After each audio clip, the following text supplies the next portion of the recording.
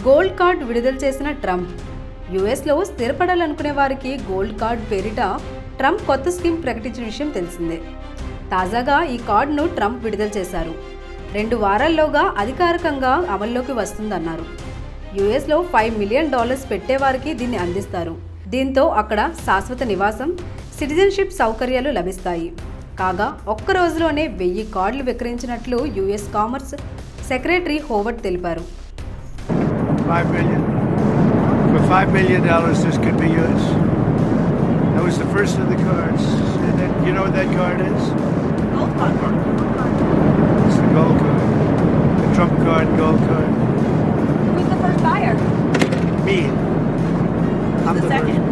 I don't know, but I'm the first buyer. It'll be out in about less than 2 weeks, probably.